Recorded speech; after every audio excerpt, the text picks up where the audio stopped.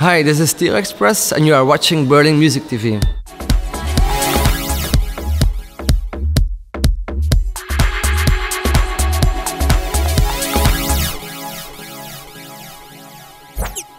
Herzlich willkommen bei Berlin News TV, heute im NH Hotel mit Stereo Express. Hi, how are you doing today? I'm very good, and you? Not too bad actually. I mean, I'm from Berlin, so it's not a far away from me to the NH Hotel. What is your relation to Berlin so far? I moved to Berlin like 1 year ago. I moved to Berlin, so now I live in Berlin. You moved here because of the labor situation with AK, or just because of personal reasons there? No, I really moved for the musical stuff. I have to be honest. I played like I started playing in Berlin a few years ago, and I really lost my heart here in Berlin.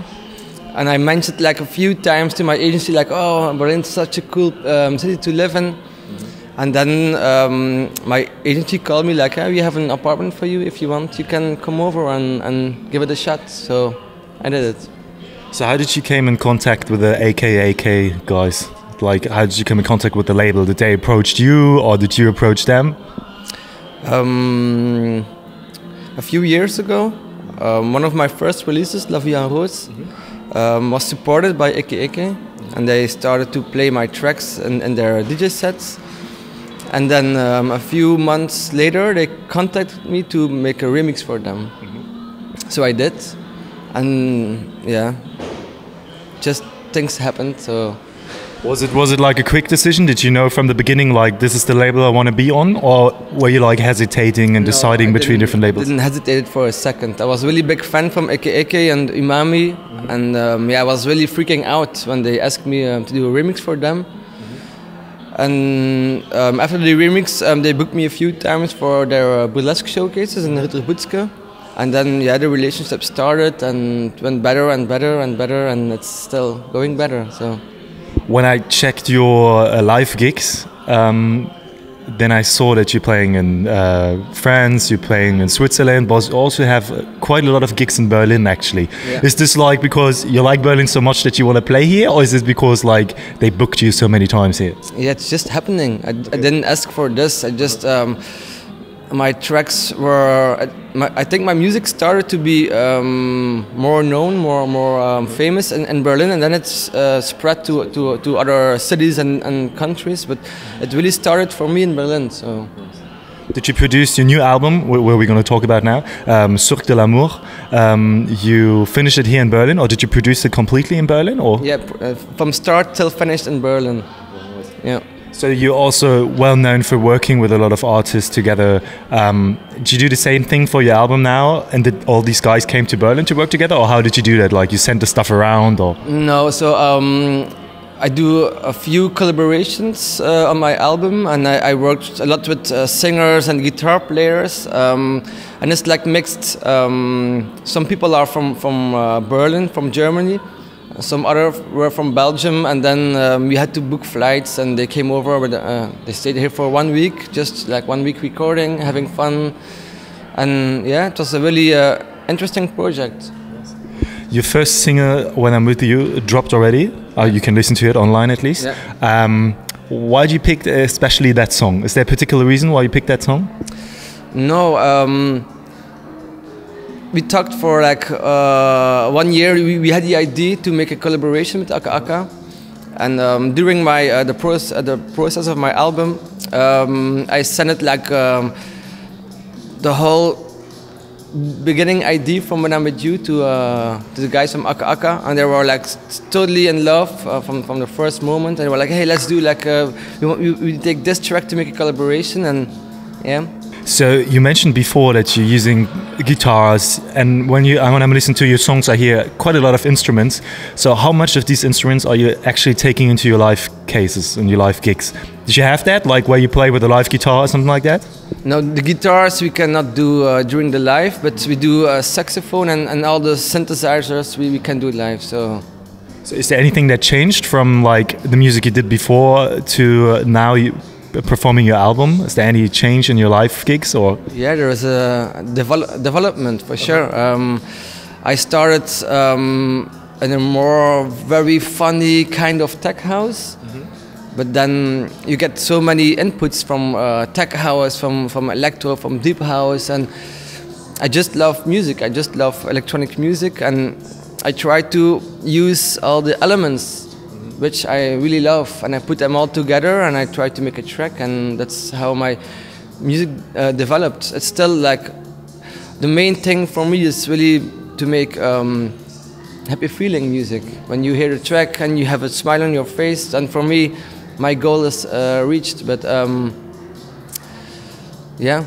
So when I think about you making a new song, then I see you like putting all different kinds together, and when you think it feels right, then you know the song's ready. Is that what you meant? Kind of, yeah, kind of. It's like it's really a whole process, searching the right elements, searching the right instruments, a vocalist. Sometimes you have to search for somebody else, and that's really what I love to make.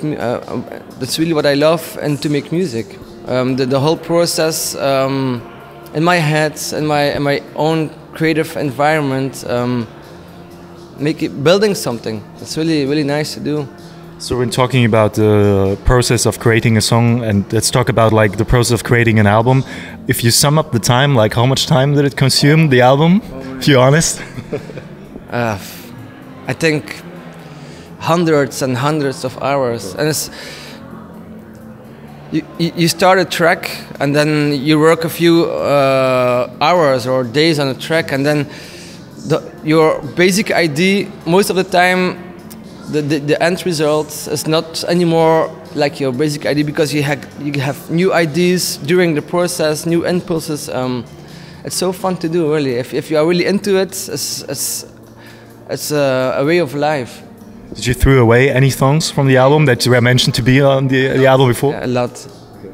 Nice. So I started with 15 tracks, and then I selected like 10, and then 5, and then 3, and then yeah, it was crazy. My first idea when I started my album was like, hey, easy. How difficult can it be to make like 10 or 11 tracks for an album? But it's so much more than just make 10 or 11 tracks. Every track has to have his own story, his own character. Everything has to fit together. It's really, it's huge. Did you decide it on your own which track's going to be on the album, or did you do that in cooperation with your label? In cooperation, yeah. But I try to put my weight on it. Yeah. So, as I mentioned already before, if I check your live schedule, you can see that you have so many gigs. Actually, you're playing almost every weekend at least. Mm-hmm. How important is that live performance for you? Is that something that you need, or could you also make music just like for your headphones for yourself? No, I really need performing.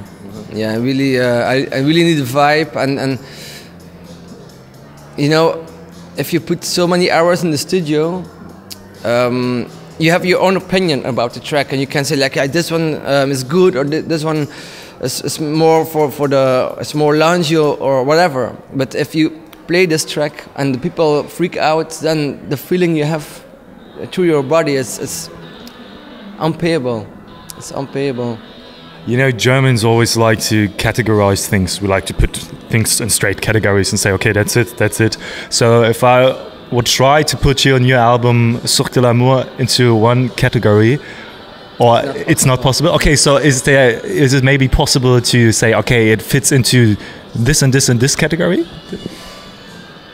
Just electronic music. I think my album contains tech house, deep house, techno, electro, hip hop, swing, lounge, and it's even not the tracks. Even inside of the tracks, I use the bass line of deep house and the groove from tech house, and I like to experiment with these things, and I just let my creative mind flow, and yeah. So I guess we have to listen to your new album then in order to figure it out. Yeah. Thank you very much. Appreciate your time. Thank you. And we're happy to hear your new album then. Thank you very much. Wenn ihr mehr erfahren wollt über die Berliner Musikszene oder über Stereo Express, dann geht doch auch einfach auf www.burlemusic.tv oder abonniert uns bei YouTube oder folgt uns auf Twitter.